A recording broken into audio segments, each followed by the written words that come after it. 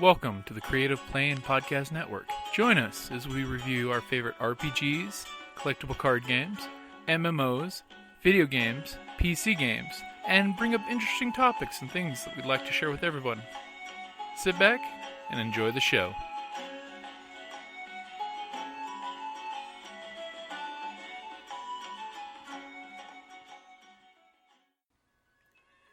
Hi, this is Kelly, aka Trixie from Ragnarok and Roll, a Scion to Ragnarok story, and Tilda Wimblewick from D&D Journey of the 5th Edition.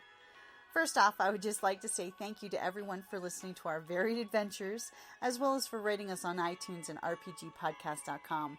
If you haven't rated us yet, we would greatly appreciate it if you could.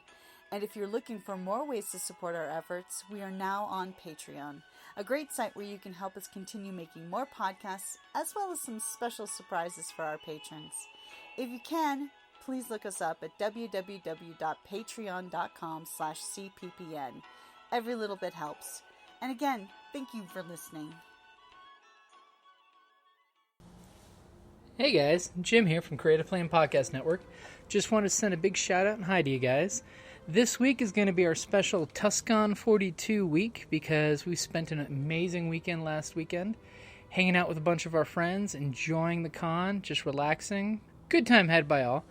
And I just wanted to make sure to share as much as I can. And just to let you know, we have listened to your requests. We do now have a Twitter at Creative, capital P, capital P, N-E-T. So that's Creative PPNet.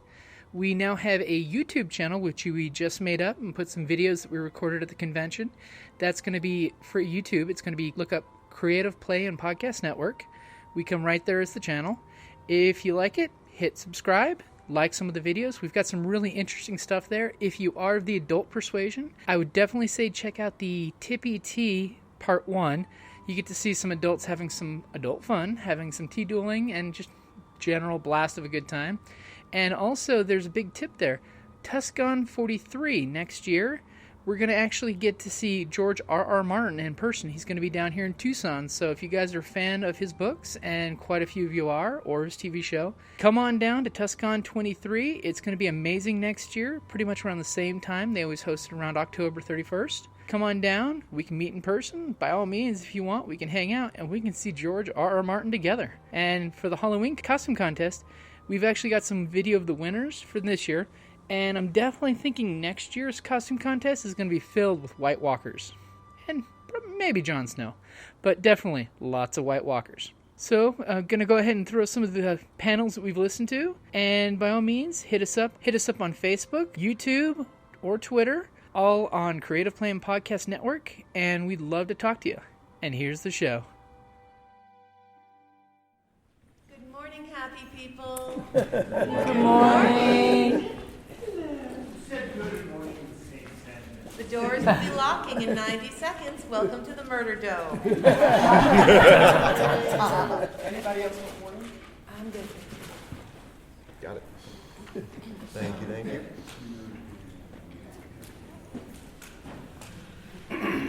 What are you staring at, darling?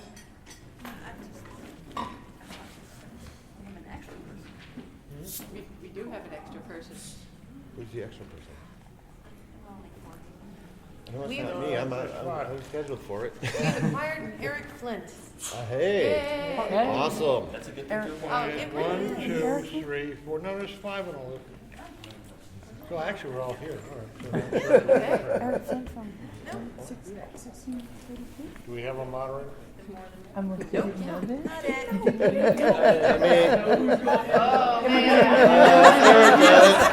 Congratulations, Mod.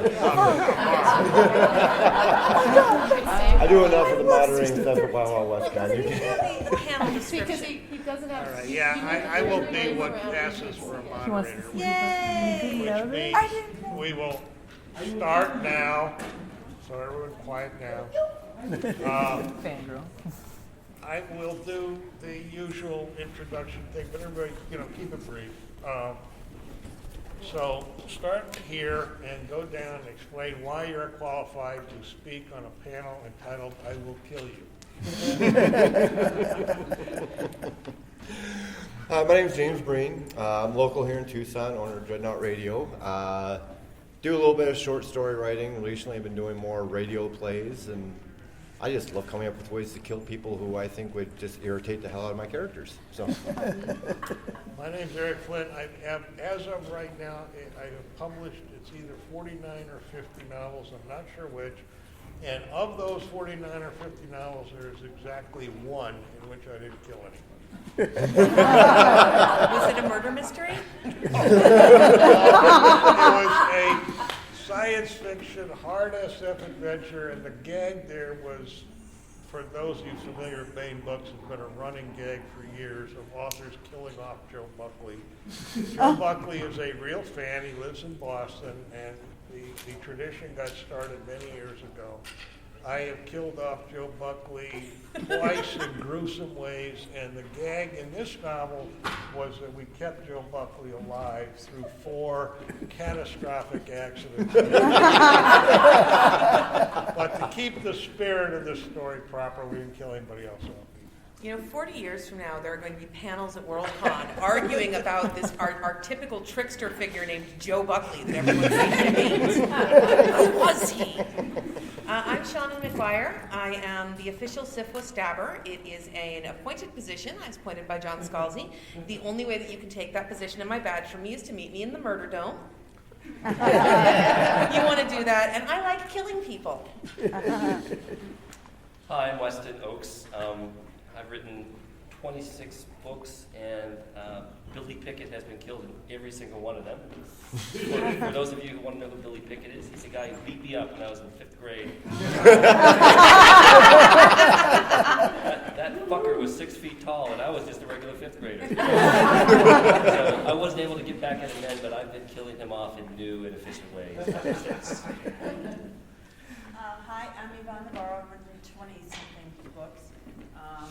Been killing people in every one of them with monsters and supernatural and all kinds of fun stuff. And the pharmacist who dumped me, his name was Howard, and I killed him in my very first novel. Aww. But at first I made him really ginormously fat and ugly and unlikable, just to really dig it in. There's nothing psychologically wrong with us. The title of the panel, and as a scrupulous moderator, I'll see to it we stick to it. There will be no panel drift here. No panel drift. I think there's been exactly one panel in the history of science fiction fandom that did not wander off topic. There's at least a rumor that Wasn't that the panel about panel drift?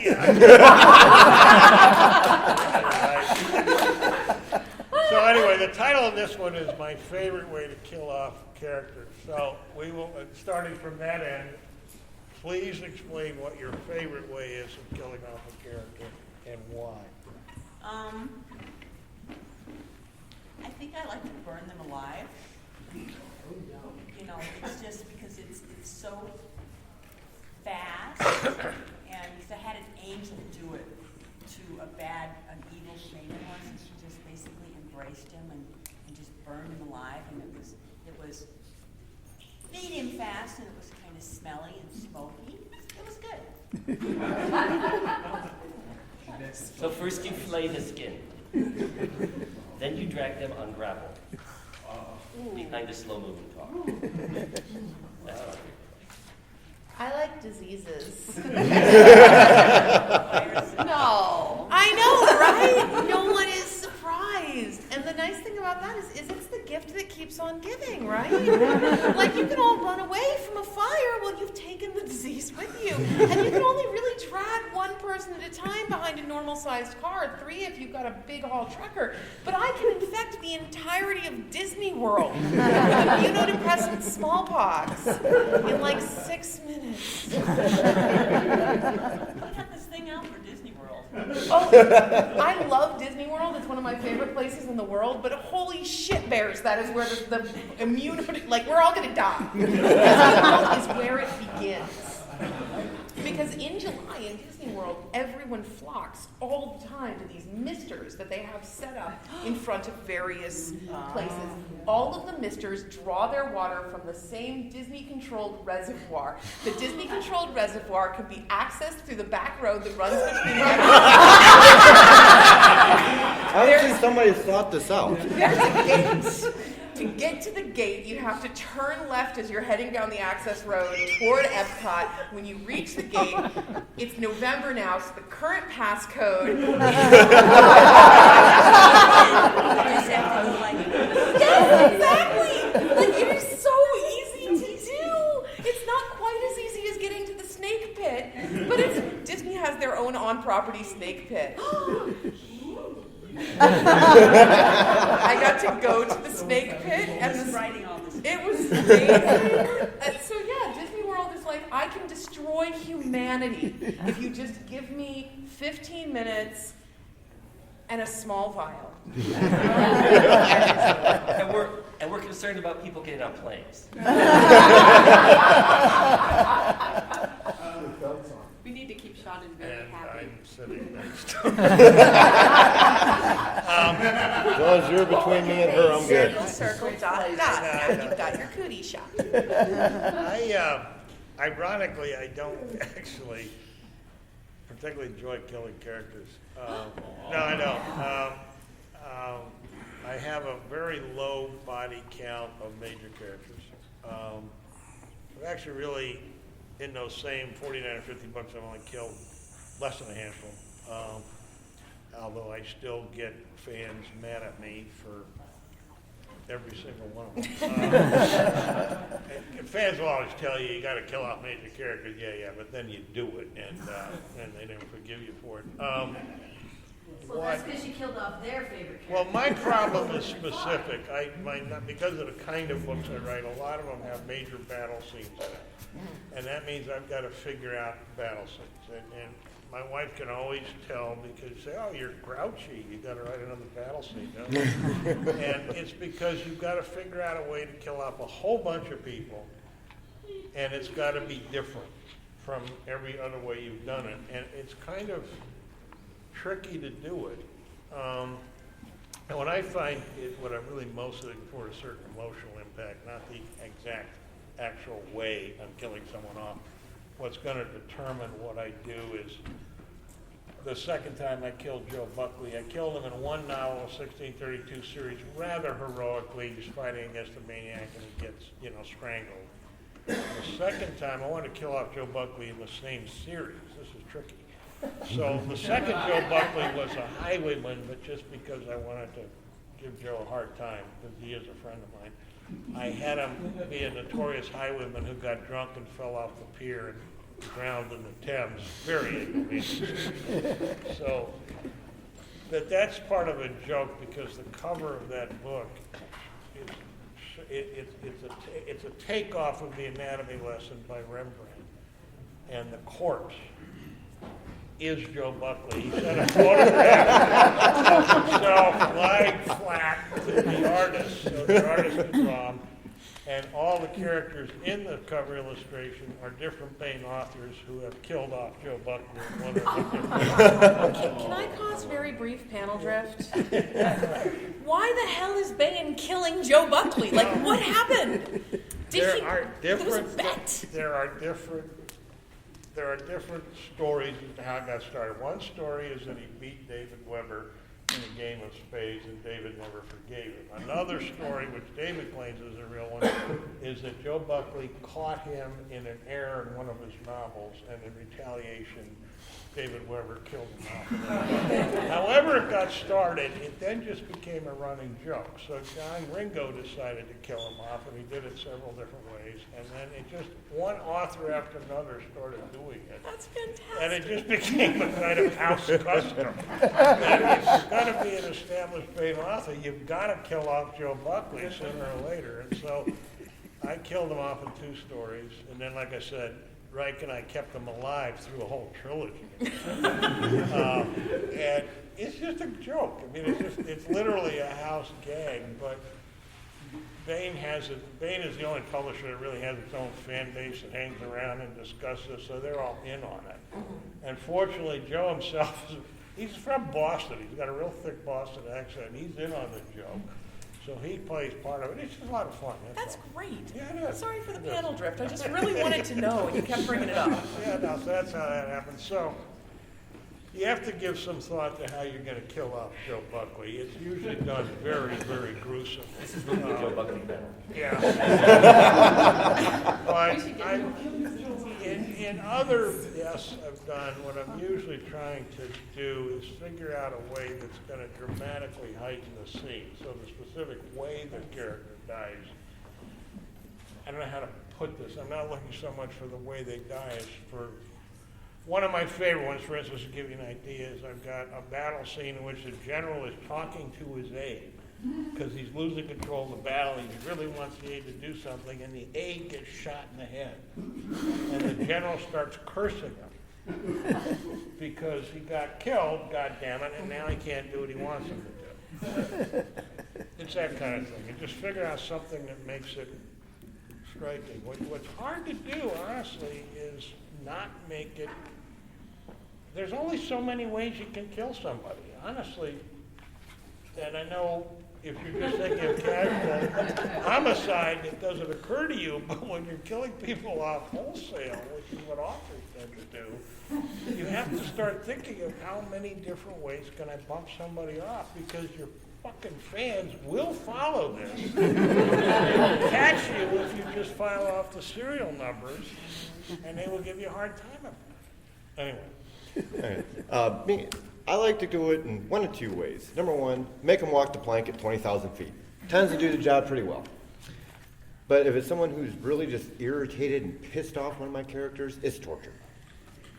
I had one where, guy and his sister had been murdered, caught the murderer, spent 2 weeks drilling tiny holes into his kneecaps and into the joints in his fingers, and then eventually dosed him with a bunch of LSD, threw him in a coffin, and buried him alive. So exotic torture is probably my favorite. The walk the plank at 20,000 feet, that's just expedient. I will say, though, I need the deaths in my fiction and in other people's fiction to fit the setting and not violate the rules of the universe. Have you seen Jurassic World? Yes. Okay, so Jurassic World is the 4th movie in this franchise. There was also a cartoon, which had a surprisingly high body count for being on Saturday mornings at 8:30 a.m. And, the 2 books, obviously, that it was based on. People have died in every single work of Jurassic Park fiction. That is part and parcel of having a theme park filled with dinosaurs. The only death that has actually made me uncomfortable enough to break me out of the story, to take me away from being a Jurassic Park, was Zara the babysitter in Jurassic World. She's picked up by a pterodon, dropped into the mosasaur pit, pushed under and pulled out of the water repeatedly. She's essentially waterboarded by a dinosaur, which is not what I signed up for, and then eaten alive by the mosasaur. Is she actually eaten by the mosasaur? I couldn't She tell. is 'cause actually she was eaten by the still hanging mosasaur, from because she the- was still She's hanging still from the hanging. pterodon. Pterodon. And here's the thing, though. Every other death in the Jurassic Park franchise, even the deaths of the villains who are there to exploit the dinosaurs, who have earned a certain level of retribution, every other death has either been very quick or primarily off-screen. Even the big human bad guy for this particular movie, we see him reaching for the raptor, and then we see the blood hit the wall. We don't dwell on it. Zara's death would not have bothered me in a horror movie. I watch a lot of horror movies. That is tame for the sort of thing that happens in a lot of movies I watch. But it was so out of proportion for the Jurassic Park franchise and for what she had earned. Yeah, she hadn't done anything.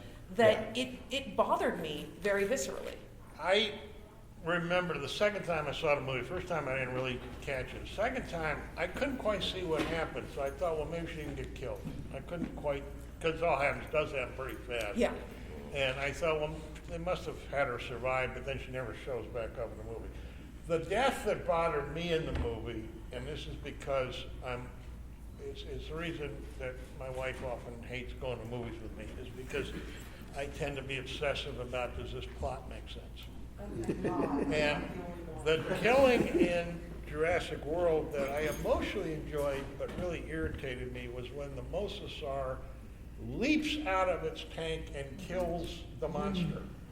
Now, of course, this is great because the monster gets killed, and I'm partial to Mosasaurs because I made Mosasaurs an actual character in a movie, a book of mine. But would any theme park create a tank where a Mosasaur jump out and snap somebody up? I mean, why isn't there a fucking railing? I had not thought of the lack of a railing.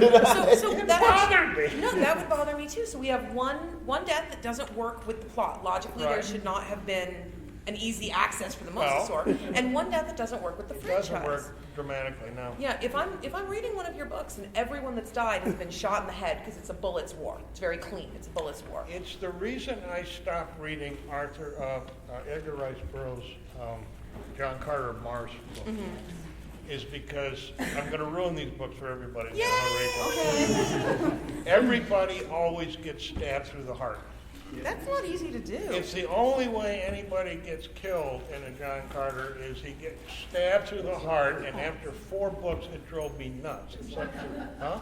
It's not true. Several die by suicide by jumping off of flying boats. But Is that before all right, or all right, after okay, the end of book okay, 4? all right, that's never a combat. That's Right. Yeah, I'm thinking of combat. It's always stabbed through the heart. It's not, which is, by the way, not an easy way to kill No, somebody. it's really hard to stab someone Yeah, in the heart. it is. You gotta go through the sternum. Nobody gets their head cut off. Nobody bleeds out. Nothing. It's always a stab to the heart. I finally got fed up with it. Yeah. You were saying that what reliable theme park would allow the Mosasaurus to jump out of the pool. Yeah. This seems to be the standard engineering for Jurassic Park. Usually they try. Okay, no, wait a minute. You have a point, but in every other instance, bad engineering that leads to something breaking down or apparently they don't have backup batteries. Yeah. This is just the lack of a rail. But this is just literally, they're out on the plaza right next to the tank. I mean, that's where they are, and the Mosasaur just, there's lunch.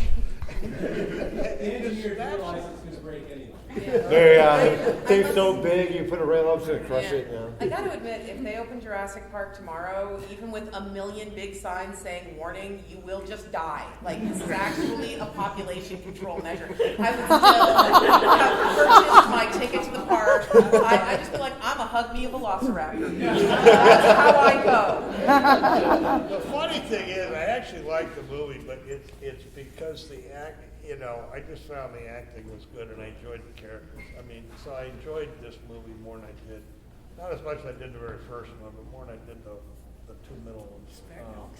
You could pretty much take the 2 middle ones out of the franchise, and the first one and the fourth one would be perfect by themselves. Yeah. I will fight you for Lost World. When you talk about killing off your friends and use their names, is there any problem with that? Well, you have to have their permission. Yeah. I do that quite often. It says at the beginning, all these names are fictional. It just so happens it's your name, but it's fictional. I just threw it out of the hat. So there's no problem. Well, no, there's never a legal Show up problem. and say, what are you doing to my name? Well, first of all, I'm not worried about Billy Pickett because I don't think he ever graduated, so he can't read. Now, one of his country bumpkin, mountain people actually, are able to read it to him, then I might have an issue. But I've spent 30 years in the military. If I can't defend myself right now, then I'm in the wrong business. I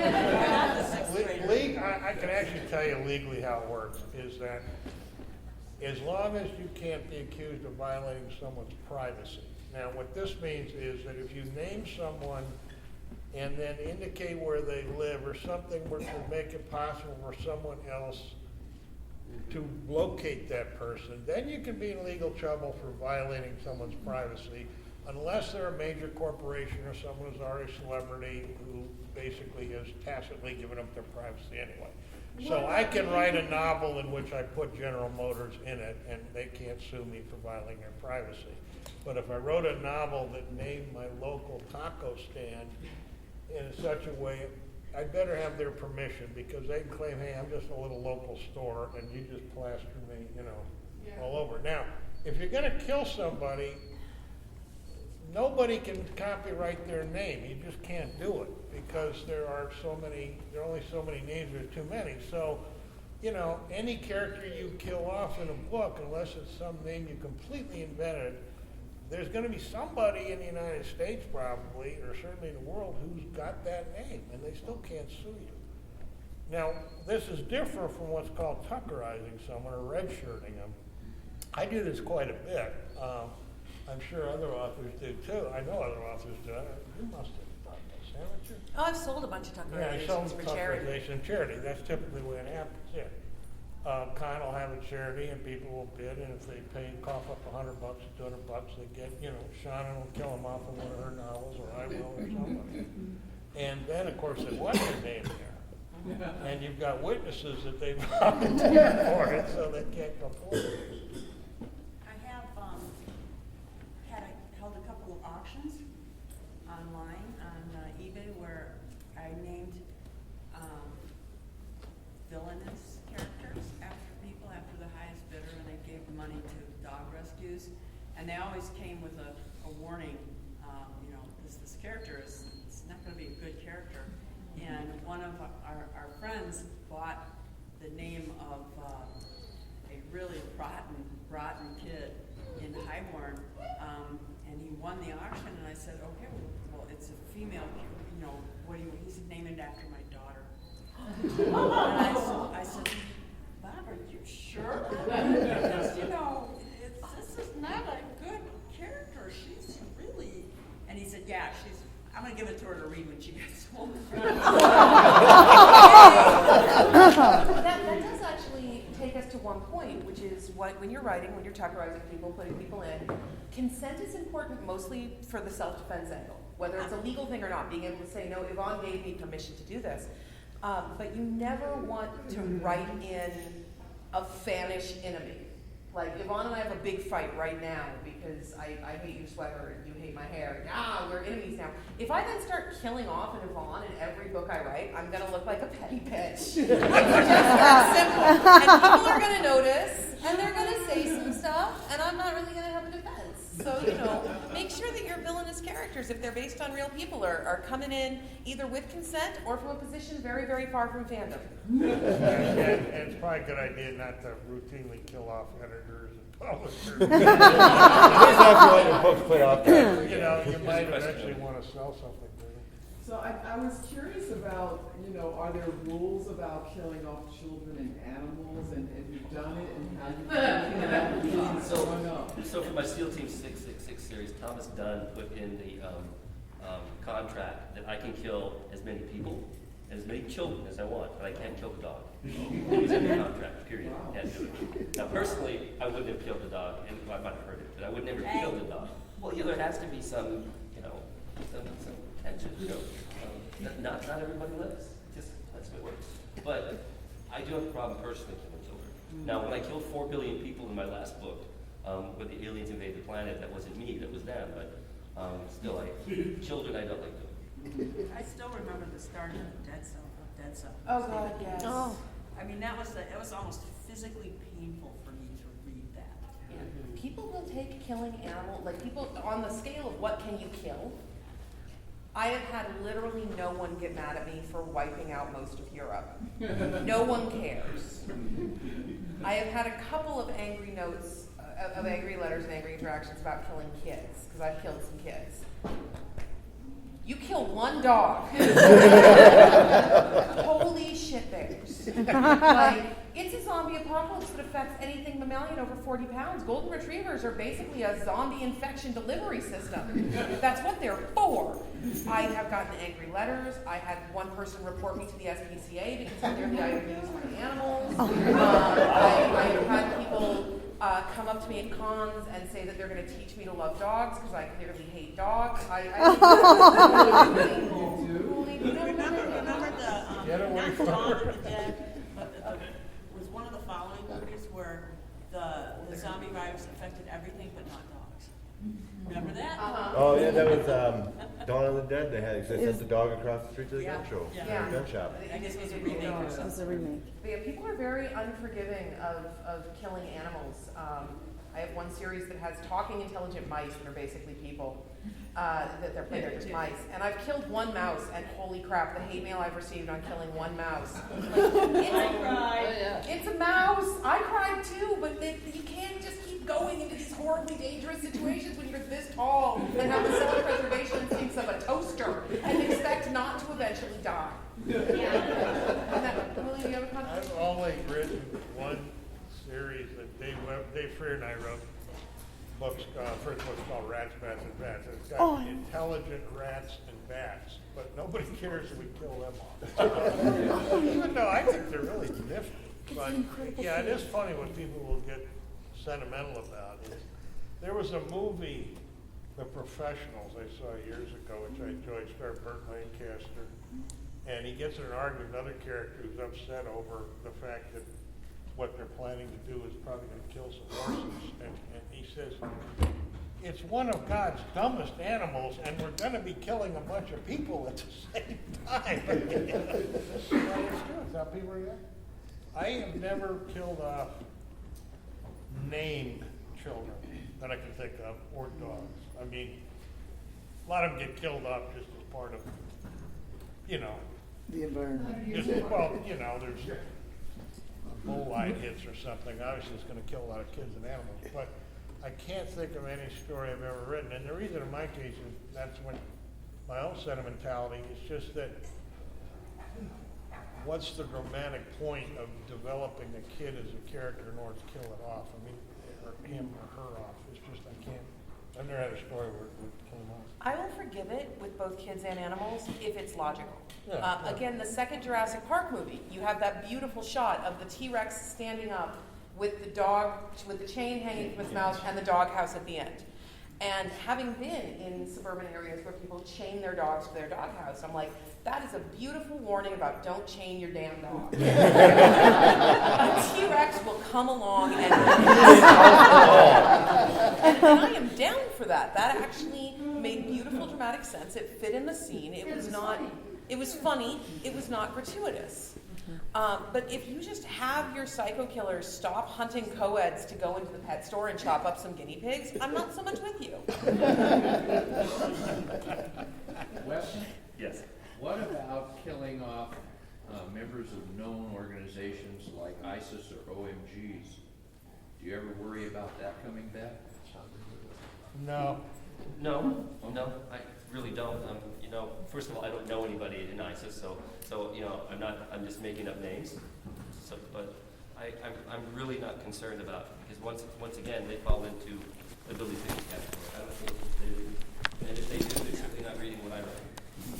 I can see like members of certain terrorist organizations reading that kind of American military, like hard mill SF, just so that they could mock it, and I'm down with that because that's sales for you and that's dog food for Google. This is kind of a follow-up on something that came up in the recent discussion.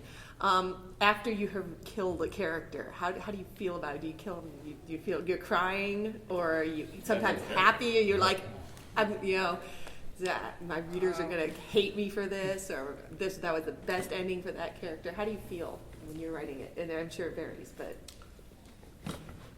Okay, it just goes back to a panel I was on earlier where on the subject of do you write plot-driven or character-driven, and your characters sort of take over, and what I said was my characters work for me and they damn well do what they're told. Or I fire them. So typically when I kill off a character, that character came sort of out of the mold stamped, You will eventually You're actually going to die. There are some exceptions where I will wind up killing off a character I didn't expect to, and actually the single most major character I've ever killed off is the character of Yvonne in the Belisarius series. I had not planned on it. Yeah. It came later. But most of them, like the killing of Gretchen Richter's brother Hans in the second of the 1632 books, I figured that out really early on. So no, because you're sort of expecting it. And also, I got to be honest. Yes, I get really involved with my characters, but it's more of an artistic thing than a really. I mean, they're not real, They're really not. I like how he looks at me like, Well, I mean, slightly scary girl. They're not. For me, it really depends on the character and the situation. I am not as rigid a plotter in terms of which characters will live and die. I tend to do events, like having a convention schedule, but you don't know who's going to show up for the panels, and then throw people at the situation and figure out when it's realistic that people will cut out. I had one character that I genuinely thought, it's a two-character pair. I'm killing this one. I'm certain I'm killing this one. All the foreshadowing says I'm killing this one. What? And the second character of the pair was like, nope, I'm out. I'm done. Walking away from this book. And I literally wrote the chapter where they die unable to see my screen. The typos were monumental. There are typos in this particular character's goodbye letter that are in the printed book that are genuine typos. They weren't me putting it on, I couldn't see. And I just kept them. And I had no idea that they were going to go. I had no idea this character was leaving on me before it happened, because my subconscious is a dick. And I find consistently that when I look back over the work, that I have been foreshadowing the thing I didn't think was coming and just haven't been telling myself, because I write better when I am writing from an emotionally surprised place. And that is a conscious choice. I don't think that they're real. I know I am telling myself lies, not that the characters are making unexpected choices. And with that particular book, I was a dick. I was a real major dick, because I sent the file to my beta readers, ending with that character's goodbye note. Just sent the book at that point, day before Thanksgiving, with no indication that the book was not, in point of fact, over. And if you've read the book in question, it's like 115,000 words long at that point. It's booklet. It could have just been over. Like, goodbye, good night, I'm going to go write something else now. I got so many phone calls. Thanksgiving night, after everyone had finished dinner, they're sitting, I'm going to read the new installment of Seanan's book and tell her what I think of it. I'm going to tell her what I think of it. It was amazing. I know with mine, with the short stories I tend to write, with the exception of the one torture incident with the coffin, they tend to, I'll be writing and all of a sudden it's like, what, this would be a good, the way this is going, somebody would probably die in this situation. And I'll look at the situation, okay, well, this is what's happening, who's nearby? Who's in the area? Because, well, it's got to be, like Sean was saying, it's got to be believable. And if it's a car wreck, a car comes careening around the corner, but, the person who dies is staying way the hell over there, 2 blocks away, it doesn't make sense. So I've got to look at the characters, how I've written it already. Okay, well, so this person's here. Well, shit, this is the main character. They're the closest, so logically they're the ones that are going to get hit. So main character dies. It happens. It's kind of like the George R.R. Martin syndrome, really. I mean, the main character is going to die at some point, usually. Just to go back a little bit, part of it is that I really don't have a very high body count of major characters in my novels. I really don't. So what I will do, and I learned this trick from David Weber, is you will develop a secondary or a minor character enough so that readers get an emotional sense it's a real person, and then you kill that character off. So it's a very cold-blooded kind of, okay, in order to keep my main characters alive, I'm going to create characters specifically for the purpose of making them, real enough so that readers will have some attachment to them, and then bumping that one off. So that's part of it, is that it is kind of cold-blooded. As I said, Yeah. Yeah, I have, the most major character I ever killed off was on Flint. That was the character beyond. And the reason that happened was that as I got to the 5th book, I had developed them out of one character that David Drake had in his plot, whom I turned into 2 characters. And by the time I got to the 5th book, the problem I had was that the other character had gotten more interesting. And if I was going to conclude his story arc, I kind of had to get rid of Yvonne in order to do it. So it was like, sorry, kid, I hate to do this, but you're gone. And I still, in fact, at the last convention I was at 2 weeks ago, a fan came up and denounced me for killing off that character. And I did that 10 years ago. No matter who you kill, they were someone's favorite character. Yeah. And I do think that we kind of have to be aware of proportions in our cast. Like, if you've got a cast that's 8 dudes and 1 girl, don't kill your girl. Bring in 2 more girls before you kill a girl, because otherwise it sends a message that distracts the reader from the story. You're right. It's the problem you start seeing on procedural shows like NCIS, where we keep cycling through the female field agent to the point that no one wants to get attached to the female field agent anymore, but the guys are always the same.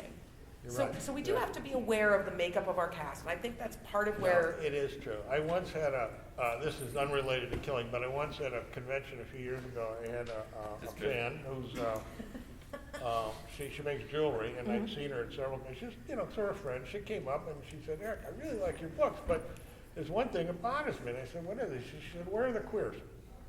She's herself a lesbian. She said, you don't have any gays or lesbians in your story. And I thought about it. It wasn't exactly true. Turned out there were a couple, 3 novels I'd read she just hadn't read. But I thought about it, and I thought, there probably is a shortage. It's not anything I planned. It's just, I didn't think about it, is what it amounts to. So I made it a point. I said, okay, good point. So I made it a point in the next novel I wrote to put in a couple of major, 1 gay, 1 lesbian character in it. And then when I saw her about a year later, I said, you like it? Yeah. But that's just one instance. Writers, you tend to not think about things if you don't. I hadn't thought about the example you brought up, but it's true. If you're only going to have 1 girl or 1 guy. Or 1 guy or whatever it is, be conscious of it. Yeah, they need to have a certain level of plot armor until you bring in more characters that fit into that group. And that's really just because you don't want to seem like you're sending a message you don't mean to. Yeah. When we set up the pseudonym for my zombie novels, there was some talk from the editorial side of, are you sure you don't want to have a gender neutral or male pseudonym?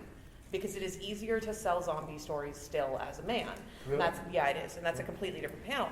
And I said, no, I can't. They said, why not? I said, well, I kill so many women that if they think it was written by a dude, I look like a total misogynist. It's because I have a huge female cast, but I mow through them like weeds. And so that actually was a consideration, that if I'm going to kill that many chicks, I need people to know that I am one.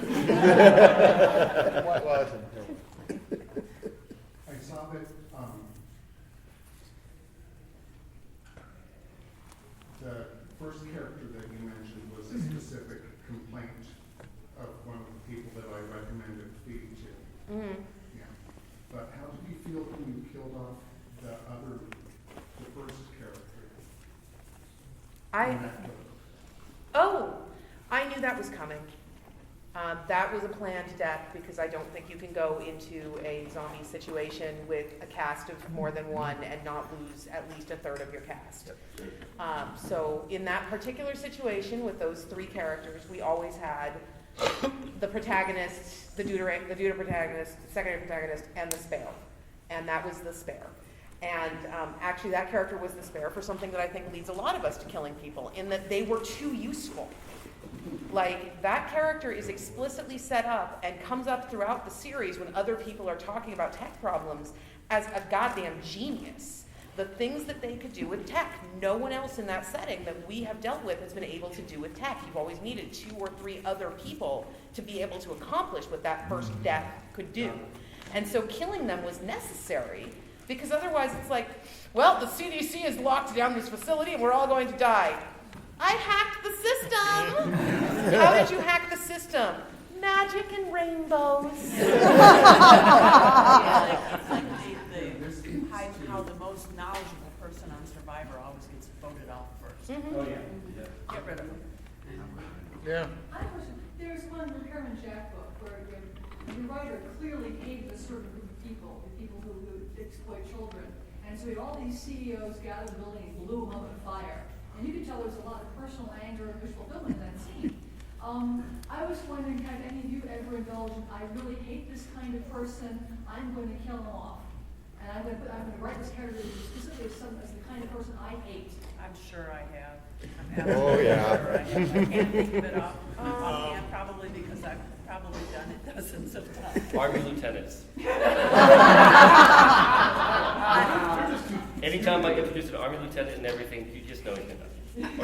I really, really hate people who don't respect quarantine processes. I wrote a short story called The Tolling of Pavlov's Bells, which is about an author who wants to wipe out the world with pathogenic viruses and spends like 10 years beforehand writing science fiction novels and doing the convention circuit,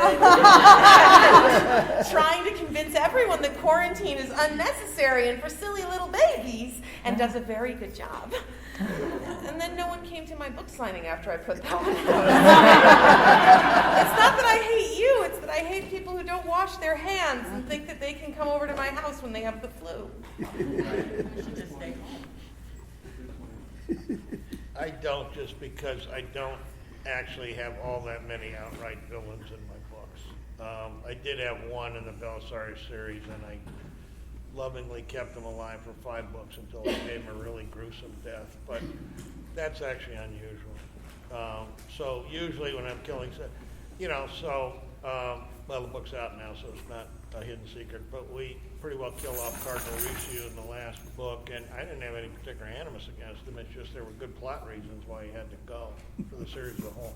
That's usually why I'm killing somebody off. There's usually something that has to do with the logic of the story. I don't think there's any unconscious hatred on my part of really brilliant, unscrupulous, ruthless cardinals that led me to kill them off, because I don't know any. Bullies. Hate bullies. Every character I've ever killed off has been a bully in one way or another.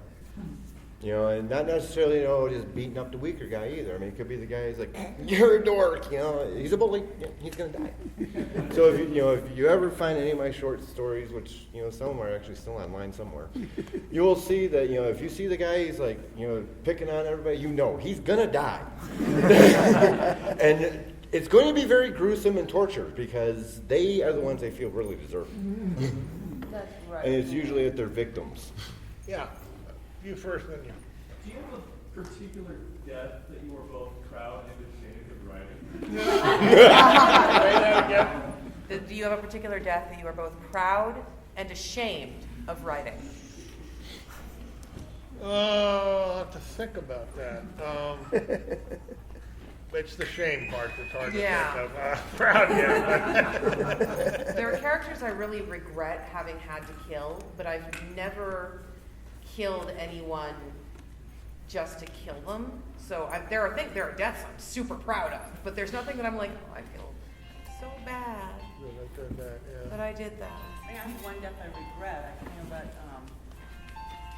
a reviewer get in my head when he said that Navarro loves her characters so much she doesn't want to kill them off, and then in the next book I was like, well, I'll show you, I'll kill her. Well, it worked in the plot. It worked. It wasn't like, okay, I'm just gonna chop this person. But a book later, I'm like, damn, I wish she was still alive. Yeah, I really needs her help right now. I have a regretted death that's similar. I wrote a book and turned it in and got notes back from one of the editorial people who was going over it at my publisher that was like, yeah, we don't like that this breakup happens and they've just broken up and the character's gone and we need you to kill him. And I didn't want to. I was like, but that's not, in real life, your ex-boyfriends don't just get hit by a truck as soon as they walk in. That's not how it works. You have to deal with them existing in the world. And they wanted the emotional arc of the book to close. And I let them convince me. I killed the character because I just didn't feel like having that fight. And it did close the emotional arc of the book in a very good way, but I feel like it did not necessarily feed the emotional arc of the series the way I wanted it to. So I do regret that death. Actually, the one huge, only really big fight I ever got into with Jim Bain was over. He wanted me to kill a character, and I refused to do it. Did you win? Yeah. I applaud you. Well, there's no way I was going to do it. For one thing, his reasons for wanting me to kill her off were illegitimate. They didn't have anything to do with the story. It had to do with the fact he just didn't like her as a character. And secondly, she was one of the few characters I've ever written that was patterned closely after a real person. That would be my favorite high school teacher. So screw him. And, and you can't beyond a certain point. You have to be practical, but you can't. Honestly, you can't let publishers and editors bully you that much. You just can't. Even if you lose the sale, screw it. It's not worth it. So I'm proud of that one, but and Jim later sort of apologized the way he would do things. But I'm trying to think if one thing I learned very early on, and this is advice I would give to every aspiring writer: do not read reviews. Just stay the hell away from them, because they're going to piss you off, and then you will be tempted to do one of two things. One of them is answer them, which is something you don't ever want to do. It's a losing proposition. But the other thing, let me put it this way. When I started the Belisarius series, my best friend sent me a copy of Robert Graves' Count Belisarius. And about a month later, he called me up, so he asked me if I read it. And I said, Dave, I actually took the book out in my backyard. I buried it under a pile of garlic. And then I ran horses over the grave so I wouldn't know where it was, because I don't want to read what another author did with a character I'm working with, not because I'm afraid I would copy them, but because I'm afraid I'd go so far out of my way not to copy them that I'd screw up the characterization. The same kind of thing can happen with reviews, because you're likely to either do something to prove that the reviewer's wrong, or what can be even worse is to just get cranky and keep doing something you know is going to piss off that reviewer just because you really want to piss them off. I particularly strongly urge you to never read a Kirkus review, because there will bound to be some sarcastic remark in it, because I think it's a condition of employment for Kirkus reviewers. You know, you're right. That they have to put some snarky remark somewhere in there. So we have 1 minute left, according to the guy back there, but I just want to add one thing, because I hate snarky Kirkus reviewers. He called the first SEAL Team 666 jingoistic, right? And so after I got done looking up the word to find out what it meant, I named a major character in the second book, Jingo Jones, and that same reviewer didn't get it. Bless. All right. Are there any last? I think someone had their hand up, but yeah. Any deaths that you made sense of the story, but when you were doing them, you were thinking to yourself, "Oh, I'm going to get mail for this one." Are you talking to me? That's especially you. I actually got punched in the chest by Sue Thing last year at TusCon when I walked in, because she read the first chapter of the third SEAL Team book and punched me in the chest. I said, "Oh, you read it."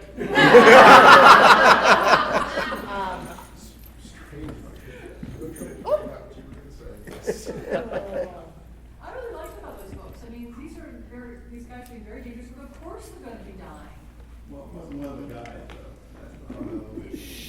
I wasn't going to say that. Yeah, there have been a couple. I think at this point, every death inspires people sending me grumpy mail. And what's sad is that some of these are the same people that would mail me if I didn't kill anyone, because now it's unrealistic. And I'm like, you can't actually have your cake and eat it. You have to pick one.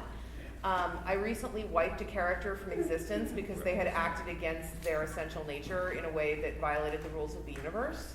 Like, they did a thing, and I'm writing the thing and going, oh, if the character does the thing, they will never have existed. And they did the thing, and now they're gone. And people are just starting to catch on that the reason they haven't seen this character in a while is because they do not exist, never existed, are gone. And I'm getting some of the most amazing, like, what did you do? What?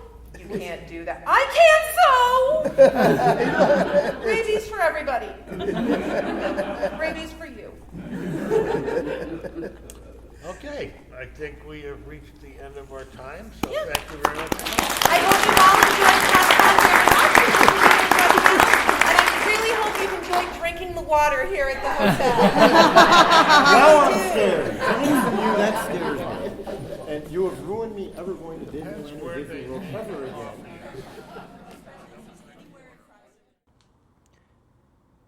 Hey guys, Jim here again. just want to let you guys know we're going to be doing a panel at Tucson Comic-Con at 5 o'clock on Sunday evening. We're going to go ahead and throw a podcast episode live with the audience and come up with something cool to talk about. And since we're pretty much all going to be together, I was wondering if you guys had any questions that you'd like us to ask each other in a public setting, do a bit of a round table. So if you guys have any questions you'd like to send to us, go ahead and shoot me an email at creativeplaypodcastnet@gmail.com. That's creativeplaypodcastnet@gmail.com. All right, guys, and always, thank you for listening.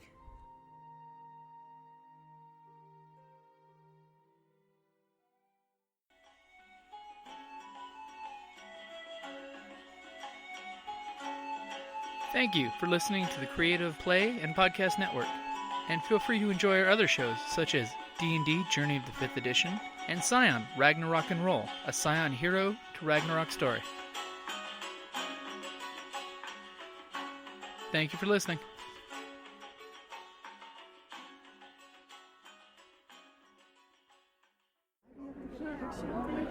Autograph my mother-in-law when first died, and yes, Rats, Bats, and Bats is an awesome book. I love the Rats, Bats, and Bats. Oh my god, the series actually, and anywhere. But thank you so much. Can I get a picture?